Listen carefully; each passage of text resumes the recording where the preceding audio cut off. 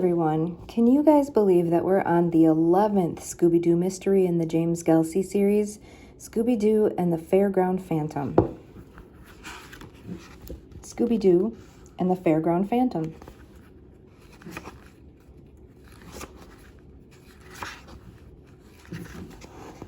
Chapter 1. Hey Fred, Shaggy called from the back of the mystery machine. Why'd we stop? We're stuck in traffic, Fred replied. It looks like all these cars are headed to the same place. Like, where's that? Shaggy asked. Toady Fields, Daphne answered. You know, for the county fair.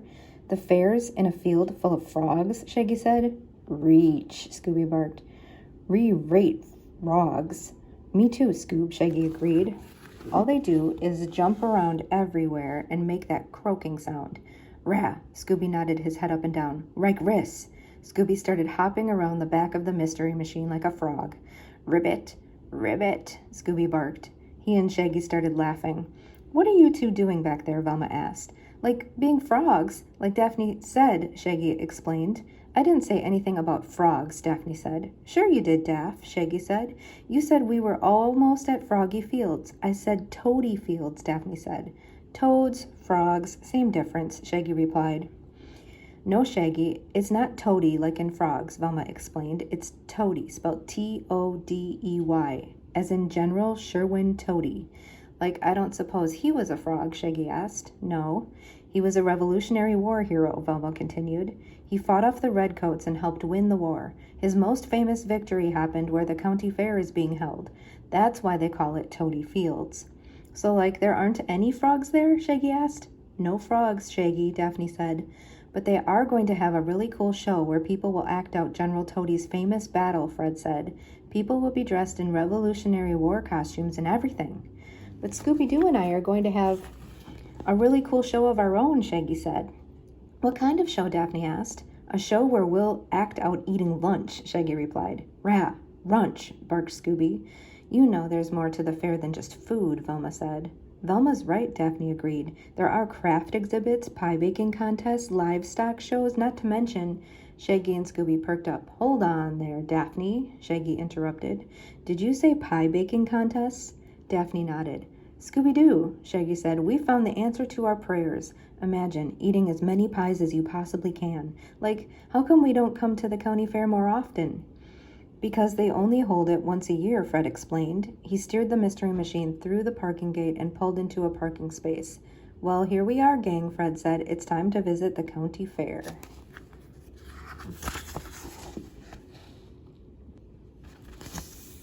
Chapter 2. The gang walked through the parking lot to the front gate. Giant county fair flags waved in the wind. The gang bought their tickets and walked through the gate. They saw a huge banner hanging on the side of a building. It was a picture of a man riding a horse. The man was wearing an old military uniform. That must be General Sherwin Toady, Velma said. You're right, a man called. The gang looked over and saw a man sitting behind a table. A Save Toady Field sign leaned against the front of the table. The man waved at the gang. The gang walked over. You're the first person all day to recognize the picture of General Toady, he said. It does seem kind of obvious, Velma said. After all, we are at Toady Fields.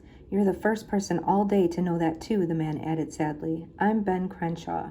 Nice to meet you, Fred said. Do you work for the fair? Yes, Ben said. I'm a Revolutionary War buff. I know a lot about General Toady in particular, so they asked me to research and put together the part of the show where they do the battle. I even get to play General Toady. You don't sound so happy about it, Daphne commented. I am, sort of, Ben replied. You see, it's really important to me that people learn about General Toady. The problem is that the fair is right on top of the battleground. There are tons of artifacts buried here, but the people who run the fair won't let me do any digging. And as long as the fair keeps coming back here, it'll continue to ruin the land. Soon there won't be anything left worth looking for. Except old snow cone cups and peanut shells, a man behind them said. Everyone turned and saw a man in a blue suit. His hair was combed straight back and he had a pencil-thin mustache. I'm Clarence Sims, the man said. Pleased to meet you. Are you the same Clarence Sims who owns the chain of Sims gas stations? Velma asked. Yes, Clarence replied, and I happen to agree with Mr. Crenshaw. The fair is ruining this land. You agree with me? Ben asked. Then let's do something about it. Not so fast, Clarence added. This land is valuable because of its prime location. I've been trying to get my hands on it for some time now, and when I do, it certainly won't be to dig it up looking for old bullets. Now wait a minute, Mr. Sims, Ben began. The gang stepped back as Ben Crenshaw and Clarence Sims started arguing. What do you say we check out the rest of the fair before it's time for the show, Fred suggested. Good idea, Daphne replied. Let's go. Like Scooby and I are starting to get a little hungry, Shaggy said. Let's start walking around together and see if we come across any food, Velma said. That way we can keep an eye on you two. Like, what for? Shaggy asked. It's not like we can cause any trouble at a fair. We don't want to take any chances, Daphne replied. Let's go. Chapter 3. The gang followed a path to a bright orange tent. Inside, rows of handmade quilts were hanging on clotheslines. Hey, check out those blankets, Scoob, Shaggy said. They look just like giant square pizzas with everything on it. Why, I've never heard quilts compared to pizzas before, a woman said. You must be very hungry. The gang turned and saw a woman with blonde hair standing next to them. Hi, I'm Alice Atchison, she said. I run the fair. Pleased to meet you, Daphne replied. Are you having a good time? Alice asked. I'd say so, Fred said, though we haven't been able to do much yet. Suddenly someone yelled, Alice Atchison! Alice rolled her eyes. Oh no, she sighed. A short woman wearing a bright pink apron ran up to Alice and the gang. There you are, Alice, the woman said. I've been looking for you. How could you disqualify me from the baking contest? Hetty, you're a professional pie chef, Alice said. You own a bakery in town. It's not fair for you to compete against regular people. You just made up that rule to keep me out, Hetty complained, just because I won the contest the past 5 years in a row. That's not true, Hetty, Alice replied. If that's the way you want to be about it, fine, Hetty said. You won't have to worry about Hetty Blocker entering any more baking contests. And you can also forget about me judging the apple pie finals. I'm warning you, Alice, I won't forget this. Hetty Blocker turned and walked away. Alice Atchison just shook her head. Jinkies, she was mad, Velma said. I just hope she doesn't do anything foolish, Alice said. The last thing the fair needs now is more bad publicity. What do you mean? Fred asked. Ben Crenshaw's been trying to get the county to move the fair so he can dig up some artifacts, Alice explained. And then there's Clarence Sims, who wants to buy the land for his own purposes. If one more thing goes wrong, I'm afraid we'll lose the field and the fair will close down for good. Like, that's too bad, Shaggy said. But look on the bright side. Scooby-Doo and I can help judge the pie contest. Shaggy, Daphne scolded. Mrs. Atchison has more important things to worry about right now. Oh, that's all right, Alice said. It's very kind of him to offer, and it would help me out on such short notice. It will be my pleasure to let them judge the contest. Here you go. Alice reached into her pocket and took out 2 small blue ribbons. The ribbons had the words Official Judge written on them. Did you hear that, Scooby-Doo? Shaggy said. We're going to judge the apple pie contest. A dream come true. Thanks, Miss Atchison. Ranks, Scooby barked. He jumped up and gave Alice a lick on her cheek. You're welcome, Alice said, smiling. The contest is about to begin. It's in the next tent. Just go on in and they'll send you to the judges' table. Have fun. And be careful, Velma added. What do you mean? Shaggy asked. We're just going to judge some apple pies. What could we possibly do?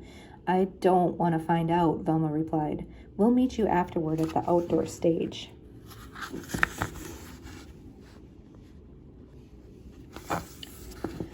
Chapter 4. Shaggy and Scooby ran over to the next tent. They adjusted their official blue judges' ribbons and walked inside. Shaggy and Scooby raised their heads and took a big sniff. Scooby said. Shaggy echoed. It smells like a cake just came out of the oven. One of the baking contest officials walked over. She was wearing a red ribbon that said County Fair Official. Are you here for the pie contest? She asked. Like right a Rooney, Shaggy replied. Splendid. I'm Gertie Gump. I'm in charge of the contest. Right this way, Gertie said. She turned and walked over to a long table draped with a red and white tablecloth. Shaggy and Scooby followed. Please have a seat right here, Gertie said. Shaggy and Scooby each sat on a folding chair behind the table. Here's how we'll do it, Gertie said. We'll put a plate in front of each of you. You'll each take a bite and then write down a score to rate the pie. Then, after you've tasted them all, you'll talk it over and announce the winner. Are you ready? Ready, Scooby barked. Like ready, Shaggy nodded. Then here we go, Gertie said. She placed a slice of pie in front of Shaggy and Scooby. Shaggy and Scooby smiled as they picked up their forks and put some pie into their mouths. As they chewed the pie, their smiles turned to frowns, and their frowns turned to yuck faces. Like, this is the worst apple pie I've ever tasted, Shaggy said. That's because they're not apple pies, Gertie said. They're turnip pies. The apple pie contest is on the other side of the tent. Shaggy and Scooby looked at each other. Turnip rise? Scooby asked. He turned a little green in the face and let out a small burp. Wretch. I'm with you, Scooby-Doo, Shaggy said. Turnips are definitely not where it's at.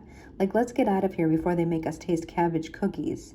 When Shaggy and Scooby stood up to leave, someone rode into the tent on horseback. The horse was as white as a ghost. The man was dressed in some kind of old military uniform. Zoinks, Shaggy exclaimed. It's a ghost. He and Scooby dived under the table. Hear me now, the ghost said. I am the ghost of General Sherwin Toady. I have come to warn you to leave this place at once and never return.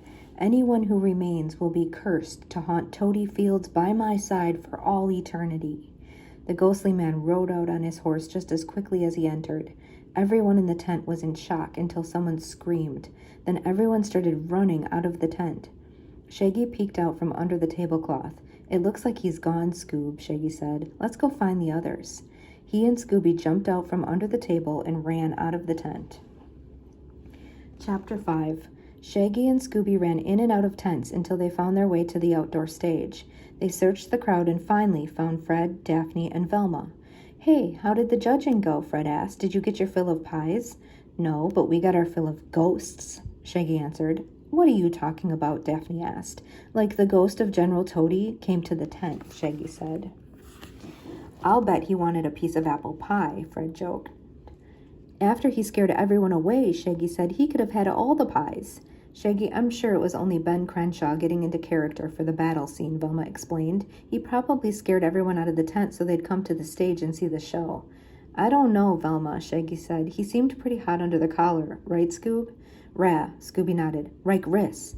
Scooby stood on his back legs. He wildly waved his front paws and growled. Would you two just forget about that and calm down? Daphne asked. The show's starting. The gang sat down on the benches. The lights lit up the stage.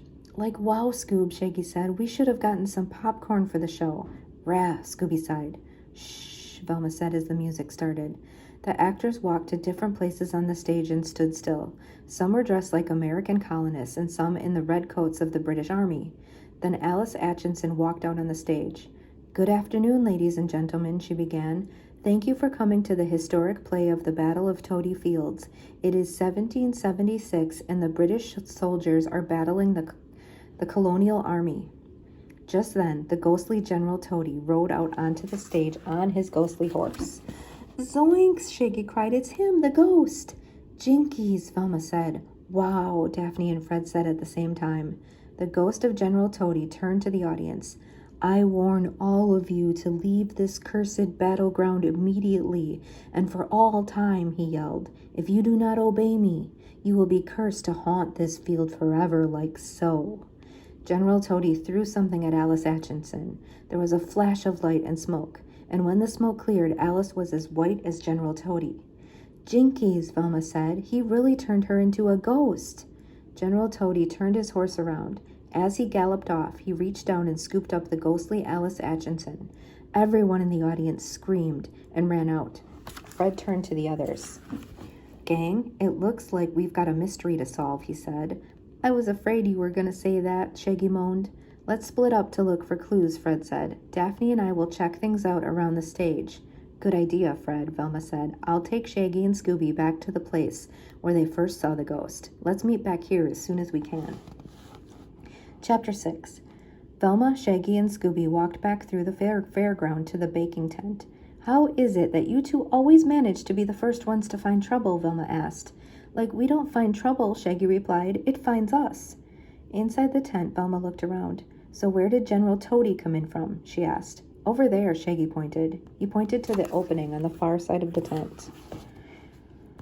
Ruh-uh, Scooby barked. Rover, rear. He pointed to an opening on the other side of the tent. Now look, Scoob, we were sitting over there eating turnip surprise, Shaggy said, and then the galloping ghost came in, remember? Scooby shook his head and pointed to the other side of the tent. Velma noticed something on the ground. While you two are arguing, I'm going to check something out, Velma said. She walked through one of the openings in the tent. Shaggy and Scooby continued to argue. Like I'm telling you for the last time, Scoob, Shaggy insisted. He came in over there. I think Scooby was right, Velma called from outside the tent. Like, how do you know? Shaggy asked. Call it a ghostly guess, Velma responded. She walked back into the tent looking white as a ghost. Zoinks, Shaggy exclaimed. Velma's a ghost. General Toady got her. Rikes, Scooby barked as he jumped into Shaggy's arms. Velma folded her arms. Would you two cut it out? She said. I'm not a ghost. Come with me and I'll show you. Velma turned and walked back through the opening in the tent. Shaggy and Scooby followed her. They walked behind a large bush. Here's your ghost maker, Velma said. She pointed to an enormous open bag of flour leaning against the bush. Whoever turned Alice Atchison into a ghost just covered her with flour.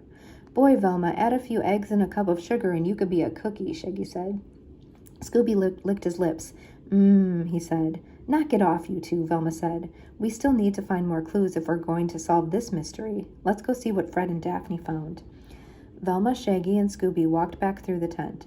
Velma continued, but Shaggy and Scooby stopped just before leaving the tent. Like, do you see what I see? Shaggy asked. Uh-huh, Scooby replied. Off to one side they saw a long table. On it sat plates of cookies, cakes, and pies. These must be things for the baking contest, Shaggy guessed. It would be a shame to let them go to waste. What do you say? We have a contest of our own, Scoob. Rah, Scooby barked happily. He and Shaggy walked over to the table of baked goods. There were so many choices, Scooby and Shaggy didn't know what to eat first. So much food and so little time, Shaggy sighed. Let's dig in. Shaggy and Scooby each took a handful of cookies. These look like award-winning cookies to me, Shaggy said. Oh, rah, Scooby said. Just as they were about to chow down, General Toady jumped up from behind the table. He stood up tall and looked angry. I warned you, General Toady yelled. I warned you to stay away from this battleground.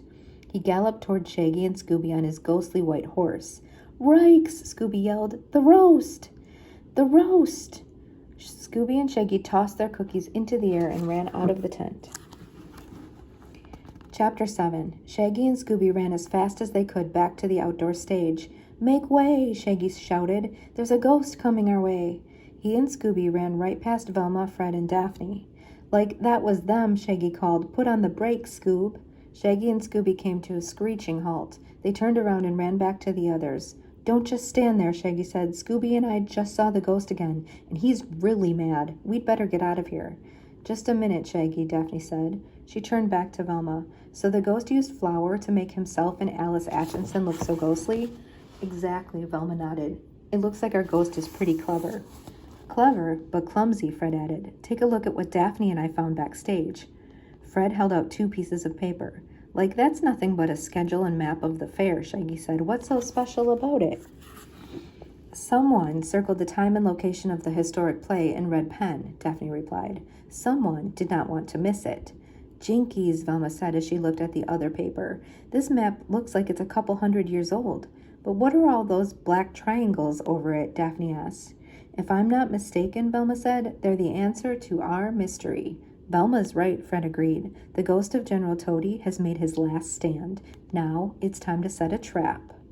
Scooby and I just remembered we forgot to do something, Shaggy said. What? Daphne asked. Like stay in bed this morning, Shaggy answered. Let's go back to the quilt display and hit the hay, Scoob. Right, Scooby barked as he and Shaggy started walking away.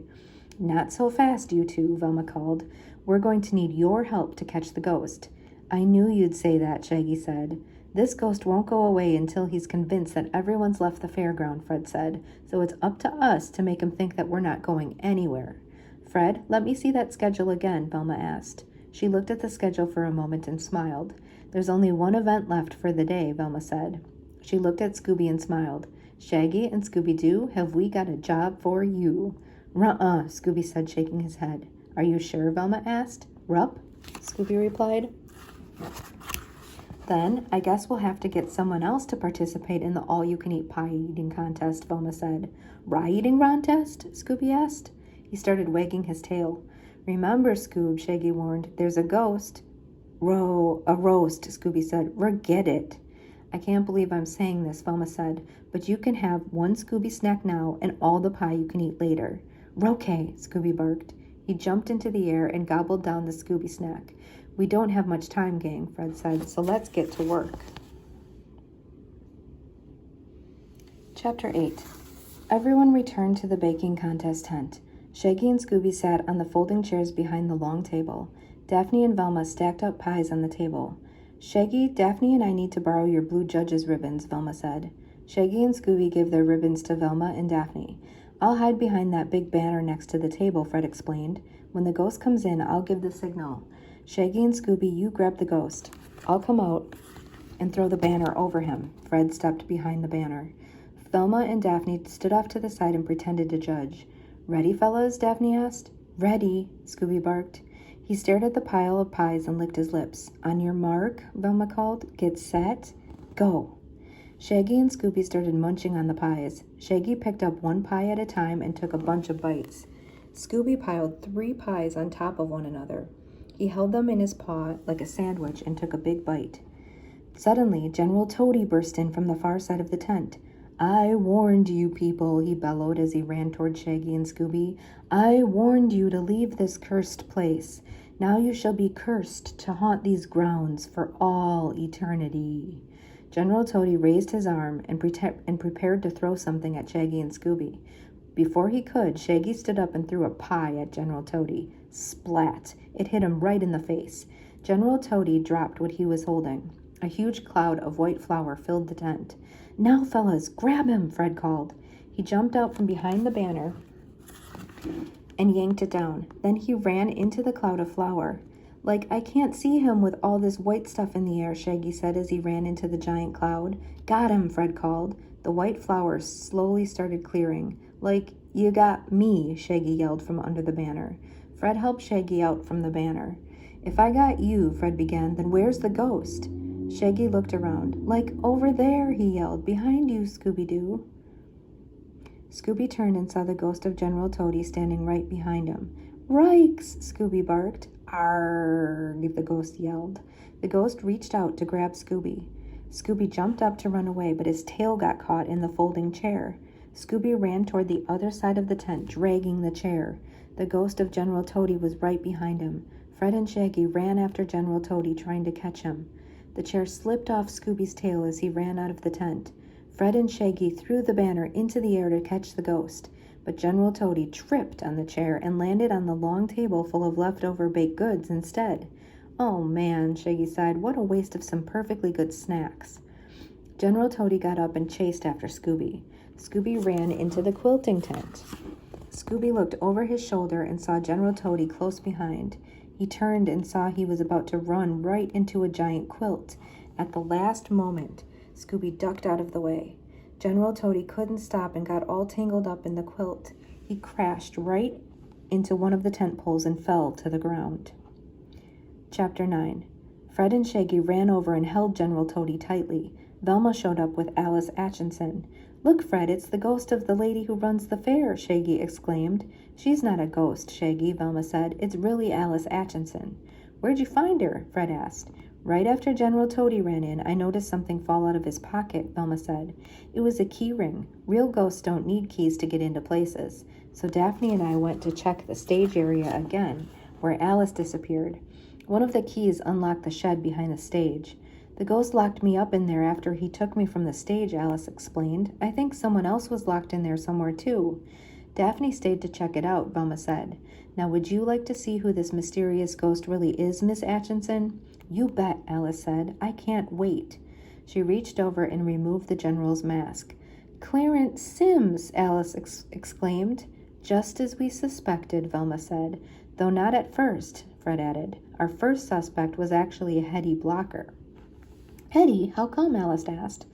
First, she didn't make any secret about wanting to get back at you for keeping her out of the contest, Velma explained. Plus, as a baker, she'd have access to all that flour. But Hetty wouldn't have been able to get backstage or into the costume shed without being noticed, Fred said. That's why our next suspect was Ben Crenshaw, Velma said. He helped put the whole battle scene together. That means he could walk around backstage without any problem. Then why would he need a map and schedule to tell him when and where he needed to be? Shaggy asked. I wouldn't, Ben replied. He walked into the quilting tent with Daphne and some policemen. I also wouldn't want the memory of General Toady to be associated with bad things. Where'd you come from? Shaggy asked. I found him locked in the costume trunk in the shed, Daphne said. Why would you go through all this, Clarence? Alice asked. Maybe this map can help explain, Fred said. He showed everyone the map with the black triangles on it. You found my map, Clarence exclaimed. I needed that map. It shows all the places on this land where there are underground oil wells. I kidnapped Ben to get his General Toady costume. Then I pretended to turn Alice into a ghost in order to scare everyone away. Once the fair closed down, I was going to buy the land and drill for oil. That way I could expand my chain of gas stations across the country. And I would have gotten away with everything if it weren't for those meddling kids and their pesky dog. Ben Crenshaw looked at the old map. It looks like the joke's on you, Clarence, Ben said. What are you talking about? Clarence asked. That's a genuine map. I had it checked out by an antiques dealer. Oh, the map is real, Ben continued, but those triangles don't mean oil. In fact, they don't mean anything. This is a decoy map that General Toady himself drew to prepare for his famous battle. He drew the triangles to represent secret treasure. He knew the British soldiers would come to get the treasure. That's how he won the battle. Looks like General Toady even outsmarted you too, Alice said. Blast that General Toady, Clarence yelled as the policeman took him away. I can't thank you kids enough, Alice said. You saved me. You saved Ben. You saved the whole fair. You're our hero, Scooby-Doo. Ah, forget it, Scooby said as he blushed. I want to do something special for you, Alice said, and I have the perfect idea. The next day the fair reopened. Scooby sat up front for the battle scene. Ben Crenshaw came on stage as General Toady. He and the colonial army defeated the British soldiers. At the end of the battle, Ben marched across the stage carrying a flag with Scooby-Doo's image sewn into it. Hooray for the USA, Ben shouted, and hooray for Scooby-Doo. Scooby-Dooby-Doo, barked Scooby proudly. And that's the end of this one, number 11 in the series by James Gelsey, Scooby-Doo and the Fairground Phantom. Thanks for reading with me today.